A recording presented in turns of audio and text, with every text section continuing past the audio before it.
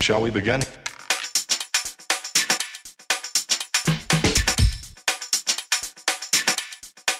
Let's begin now.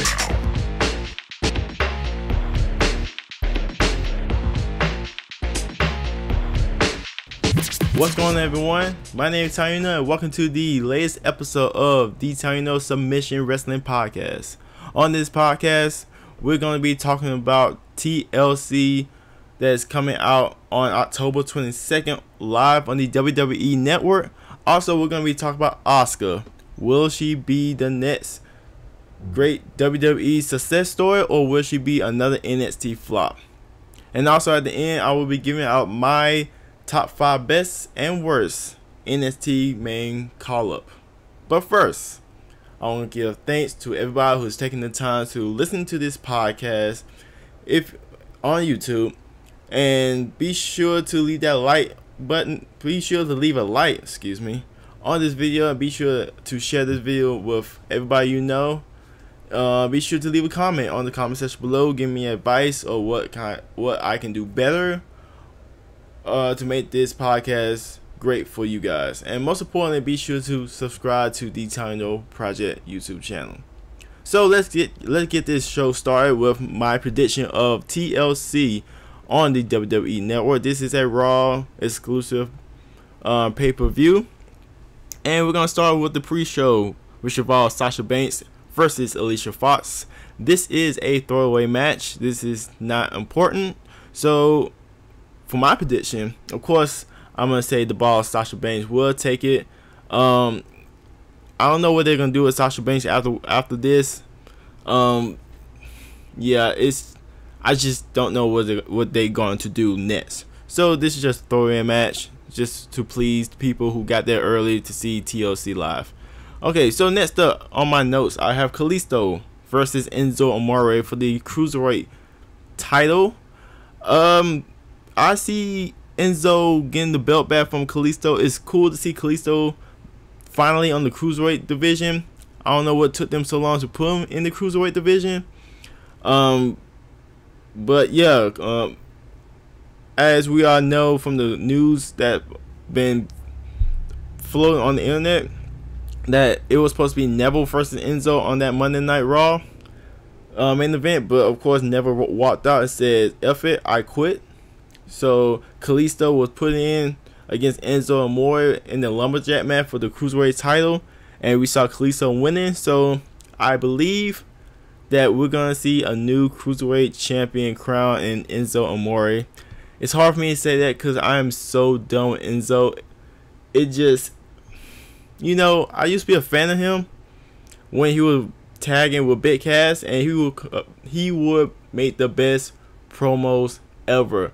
I want you guys to go back to, I think, Battleground from last year. It was John Cena versus Enzo and Big Cass. No, it was John Cena and Enzo and Cass versus the Club, AJ, Luke Gallows, Carl Anderson. And Enzo made this awesome promo that I thought was just great. It was awesome. And it's just like that Enzo doesn't exist more. Now we have a more arrogant, annoying Enzo, and I'm sick of it. So unfortunately, I think Enzo will win the Cruiserweight title again, because since he was Cruiserweight, the Cruiserweights have been getting the main event for a couple weeks now. So they're trying to do whatever they can to save that 205 Live. I've not been watching it. I don't know if you guys been watching it, but for me, I have not, so I don't know what's going on there. And that will lead me to the next Cruiserweight match, which involved Brian Kendrick and Jack Gallagher versus Cedric Alexander and Rich Swann. I do not care what team win. I believe Kendrick and Gallagher is gonna win because of 50-50 booking. They had this exact match on Monday Night Raw, this past Monday Night Raw, so why are they doing this again? I have no idea. So I'm just giving it to Kendrick and Gallagher for the win. Next up on my notes, I have Alexa Bliss versus Mickie James for the Raw Women's title. I like the fact that they are giving Mickie James spotlight finally, because it made no sense to bring her over to Raw and they have not shown her do what she does best. They haven't been showing her on TV, so now she's getting that TV exposure, and I think it'd be great to go against Alexa Bliss. But unfortunately, I think Alexa is gonna retain the title. Again, I'm not feeling it. It's not exciting to me, but it's there. Now let's talk about the next two matches that's coming out that's been changed over the week. So as many of you all already know, the match card has been changed. Bray Wyatt, aka Sister Abigail, has been pulled from the card due to illness. I think meningitis has taken over the WWE. A lot of superstars are getting checked out to see if they are being affected by this illness. So it was reported that Bo Dallas was affected, JoJo was affected, and Bray Wyatt has also been affected. So we will not be seeing Sister Abigail, aka Bray Wyatt, in drags in TLC. That's the bad news. The good news is that AJ Styles, the best wrestler in the world, will be facing the Demon Finn Balor in a one-on-one contest this Sunday. First of all, it doesn't make sense that a SmackDown person is coming to Raw, but at the same time, I'm glad we're going to finally see AJ Styles versus Finn Balor. I think, well, it's cool that we're going to see this match. I'm excited for it. I'm hoping AJ Styles will win, but I think Finn Balor will win. But I feel like they're wasting this match up. I feel like they should. This is a WrestleMania WrestleMania type match, but the WWE is desperate right now because of this illness, so they just grab AJ from SmackDown, put him on Raw for no reason, and we're gonna have a dream match between Finn Balor and AJ Styles. So I'm excited for it. I'm a huge AJ Styles fan, a fellow Georgia boy. So, I'm pulling for AJ Styles, but let's go either way for me. I think Finn Balor will win. So I'm going for Finn Balor, even though I'm an AJ Styles fan. The next match is the team of The Miz, Braun Strowman, Sheamus, and Cesaro, and now the returning Kane will go one-on-one against not the Shield, but Seth Rollins, Dean Ambrose, and Kurt Angle. So just like Bray Wyatt, I don't know how, but Roman Reigns is ill and has been taken out of the main card. So a lot of you Roman Reigns haters out there who despise Roman Reigns, today's your lucky day, because he will not be on TLC. So that's the bad news. The great news is that the legendary Kurt Angle has come back to the ring, and he's going to be teaming with, like I said, Seth Rollins and Dean Ambrose. And WWE have reported that it's been 11 years since Kurt Angle wrestled in a WWE match.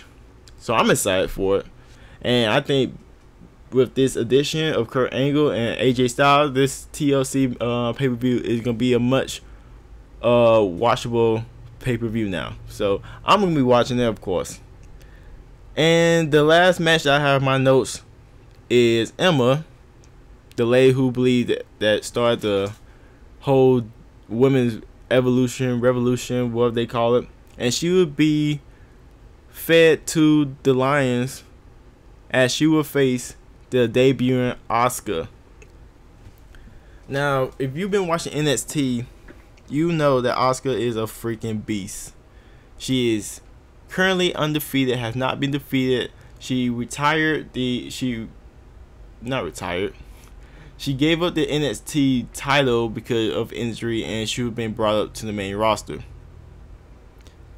And WWE figured, let's just feed Asuka Emma, and Emma is going to die in the hands of Asuka. So let's all just take a moment right now to pay our respects to Emma, as she will get murdered by Asuka. Okay, that's enough. So, with that being said, because we're talking about Asuka, that'll lead to my next topic of this podcast, and that is Asuka, the latest main call-up of the main call-up from the WWE to the main roster. And here's my thing. Here's my question to you guys. Will Asuka be the newest success story coming from NXT, or will she be the next NXT flop? And that's the title of this podcast, actually. So, like I said, Asuka has been a dominant force at NXT. Nobody can beat her. She's been having these awesome matches on NXT with some great wrestlers such as Mickie James, Ember Moon, Bayley, Emma, of course, on NXT. Yeah, she fought Emma on NXT. Peyton Royce, Billie Kay, Nikki Cross. Who else? Dana Brooke. Yeah, Asuka is a beast, and nobody to this day she has not been pinned, and that's awesome. And it's awesome to see somebody of Asian descent or Japanese descent to come to the WWE and take over like that, because we all know when it comes to minorities, the WWE don't give a shit. I'm gonna be real with you. So now she's coming to the main roster. She got called up to Raw, cause God knows the women's division of Raw is not that good. So my question is, will she be used properly on the main roster? Because the WWE has, I don't know, has this thing when if you're from NXT, they will try to bury the shit out of you. And they've done it with Apollo Crews. Well, they didn't really have buried Apollo Crews. Well, fuck it. Yeah, they buried Apollo Crews. They buried Shinsuke Nakamura. Who else? Finn Balor, haven't used him. I mean, he's not even been main eventing. The list go on and on and on. The only NXT, well, I'm getting ahead of myself. We're gonna talk about the best and worst NXT main call-ups, but let's talk about Asuka. Will Asuka be the next NXT flop? I'm hoping not. They had a real gem in Asuka. She is undefeated. She beat Bill Goldberg, quote streak of undefeated streak, quote that. And you know, it'd be real cool to see a Asian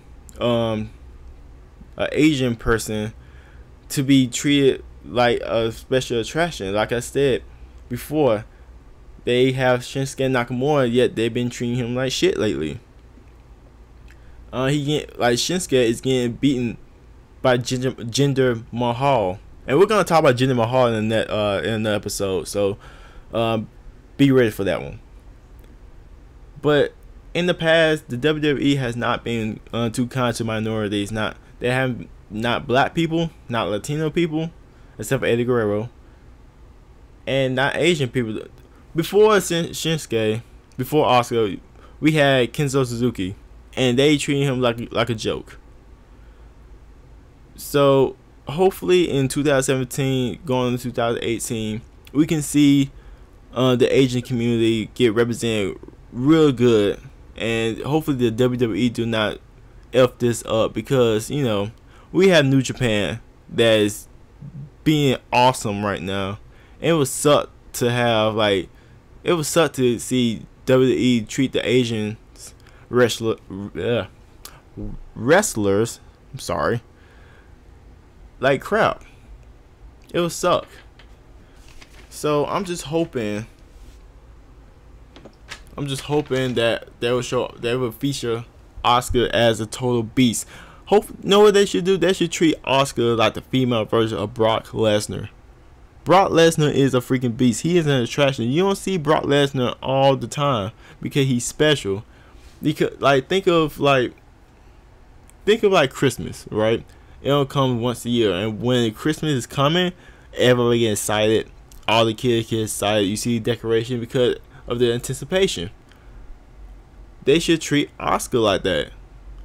Not like a holiday, but they should treat Asuka like a special attraction. So that's my thing with the topic of this podcast. Hopefully, I'm pretty sure with the right people that Asuka will be protected, and hopefully she don't lose. But knowing WWE, they'll do the most stupid shit they can ever do just to get ratings, because right now the ratings on Raw is not that good. I know for me personally, I don't watch 3 hours of Raw. I have to get some sleep. So hopefully we don't see her lose on Monday Night Raw to Dana Brooke or something like that. That would totally suck.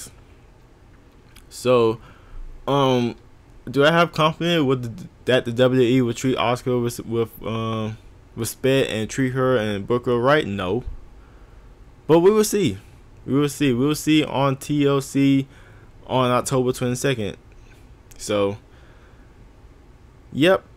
With that being said, let's lead up to the final topic of this episode. So I mentioned NXT call-ups. Asuka is the latest call-up from NXT, and as I stated before, WWE has not treated these NXT call-ups. They were treating them like shit. So with that being said, I figure I'm gonna do my best and worst call-ups from NXT. So let's start with the worst. Let's start with the bad. And I don't have these in particular order. I just list them that came up in my head. And the first I cannot talk right now. I'm sorry. The first main call-up that pops in my head that has bombed, have flopped, is the Ascension. And we can all agree that Ascension, they suck right now. They are being treated as comedy acts on the Fashion Files, which is total garbage. And you have a team that was dominant in NXT. They're treated like a dominant force. Now, not only that you brought them in, you have them trash some of the legends like the Road Warriors and Demolition. And you got them. You have the fan hate them, and now they're treated like crap and not even featured on SmackDown. They're not even like contenders for the any championships.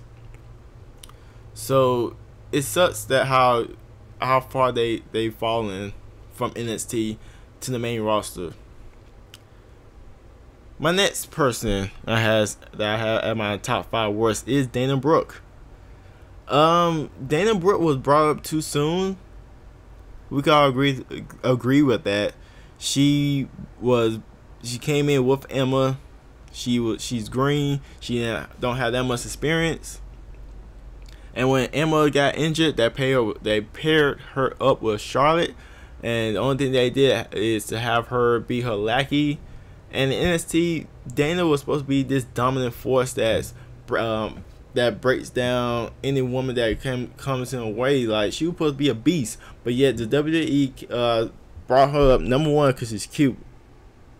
They should use her for sex appeal, because Dana Brooke, she's hot. I don't know about what y'all think, but Dana Brooke, to me, I think she's hot, and they just use her for like sex appeal, because she looks good. That's why they brought her to the main roster, not because of athletics or her ring skills, because her ring skills not that good. So, and they have not been using her at all. So, unfortunately, that I put her on my top 5. The next top 5, unfortunately, I have to put on this list, and it hurts me to say this, but it's Bayley. Bayley was the underdog that we all look up to. All the little girls look up to her because she wasn't like Sasha Banks or Charlotte. She was just a regular person, a regular girl trying to fulfill her wrestling dream. And the hype was there when she debuted. Everybody cheered for her, and everyone was on her side. But then I feel like ever since she got paired up with Alexa Bliss, that's when everything just died out. Ever since that This Is Your Life segment, ever since Extreme Rules against Alexa Bliss. It just her hypeness just died, and the fans turned on her because they're tired of seeing her losing. Cause the WWE picture her as a loser, and it sucks. She and Sasha Banks had a match of the year candidate on at NXT Brooklyn, and now she gets booed on the main roster. Tell me how that makes sense. It doesn't. Hopefully, now that she's back from injury, she can get, I see it as a restart button. Let's see how she does it now compared to when she first started. They may change her heel, may not. We don't know what the WWE gonna do with her. The next person on my top 5 worst is Tyler Breeze. Again, just like Bailey, he was loved in NXT. He had a gimmick. He had a selfie obsessed model gimmick that worked for NXT, but came up to the main roster. He was just another guy. He was just another Shawn Michaels clone. And I guess Crave didn't like him. I guess because he's too small, and they figured, you know what, screw him, let's make him to a jobber. And now all he do is be part of that stupid fashion files, and now he's cross-dressing as a woman. Like, I understand you like your jokes. I understand, like, you want people to laugh, but this dude's a wrestler, man. Treat me like a damn wrestler, and let's have Tyler Breeze at least be a good mid-carder to go for the IC or US Championship. And my last person is Bo Dallas, the third NXT champion. Yes, an NXT champion who, when he came up, he was an undefeated. I always talk about Believe on the main roster. Then he got pinned by R-Truth, and ever since then, he should have been relegated to jobber or mid-card status. And Bo Dallas he should have been something more, but of course the WWE said didn't know what to do with him, and they treat him like shit. But now hopefully he gets like a second chance. Now he's part of the Miz and Curtis Axel, and hopefully he gets a new win in life. So with that being said, those are my top 5 worst NXT call-ups. Now let's get to the top 5 best. On my list, I have Samoa Joe, because he's Samoa Joe. He's a fucking machine. He was one of the longest reigning Ring of Honor champion. He was a beast in NXT. TNA treated him like shit. They didn't know what to do with him. And now WWE with Triple H on his side got him to a place where he can be the beast that he is, the destroyer. He went against Brock Lesnar. That lead up was so freaking awesome. Samoa Joe is a WWE champion contender. And I think he will have the WWE championship one day. Another one of my top 5 best caller is Charlotte. And you can say that because her father, she's in a position she is now. And you can say that that's true, but Charlotte, she made it up, and she is the top woman in the WWE right now. And when she was a heel, it was kind of here and there, but now on SmackDown as a babyface, I kind of like it. It's kind of cool. My next call up is Kevin Owens. Right now, Kevin Owens is the perfect heel. He's a what do you call it? A manipulator. He don't give a damn about you. He don't give a shit about you. He don't care about your feelings. All he wants is titles. He's a pride fighter. He will fight to get championships. He don't care about Sami Zayn, even though they're having a program together right now. He don't care about Sami Zayn. All he care about is winning titles and being the top guy. And if only they let him be like Kevin Steen from Ring of Honor, that would be even more badass. But because we all know the WWE is too PG for that, they're not gonna let him. But either way, Kevin Owens is like a main eventer. My next top 5 best NXT call up is Alexa Bliss. Here's a woman that was was part of the post draft. When they call her up, I didn't think nothing about her, but damn, she proved everyone wrong, and she is a good talker. Is she a good performer in the ring? Not so much, but as a perfect talker who will produce good promos, Alexa Bliss has been showcasing how good she is. She is the first Raw champion and SmackDown champion. She held both titles, not at the same time, but she held them. So the WWE is supporting her because she is a homemade WWE talent. So do you know they're gonna push her to the limit? And my final is Seth Rollins, the dude who beat Sting, the guy who beat who was the guy? John Cena to win the United States champion. He is that guy. And he's athletic. He's still young. I can see him winning the Universal Championship soon. Seth Rollins is a total package. And he's on the cover of WWE 2K18, which I have not played, and I don't think I'm going to play it no time soon. But Seth Rollins was the first NXT champion, and now he's in a position in the main card that he's main eventing. He's actually main eventing TLC coming up. So you can easily say that Seth Rollins is a success story, and hopefully Asuka can follow in Seth Rollins' footsteps and she become a dominant force in the WWE. So, with that being said, I am done.